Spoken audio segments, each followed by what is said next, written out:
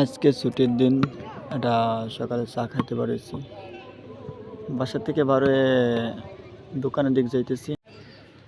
দোকানের একটু পাশে দিয়ে দুইটা ছোট ভাই কি জানি করতেছে, তা ঢাক দিয়ে দেখি ওরা গেম খেলবে, তাই গ্লোভস নিয়ে মারামারি করতেছে। চাইলে তোমরা ওদের সাথে অন ভার্সেস অন করতে পারবা, কারণ ওরা খুব ভালোই গেম খেলে। তারপরে ছোট ভাইয়ের সাথে কথা বলে দোকানের ওই পাশে যায়, দেখি আমার এক বন্ধু টিকটক ভিডিও বানাচ্ছে। তো ও খুব সুন্দর টিকটক ভিডিও বানায়।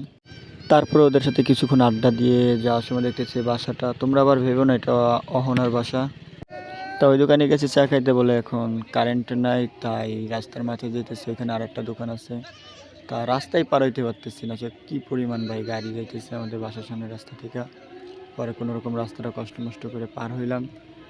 যাই মামারে বললাম একটা চা দাও, মামাকে দিল সিগারেট। তারপর দিলাম বন্ধুরা, তো বন্ধু গেলে হ্যাং হয়ে।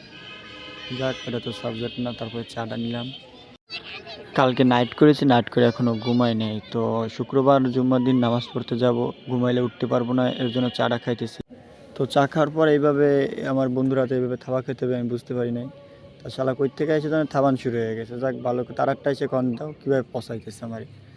আর একজন এসে তো পুরো সার্কাস দেখাই দিল, আমার ভিডিও কর। এবার কীরম লাগে বলেন তো ভাই আপনারা।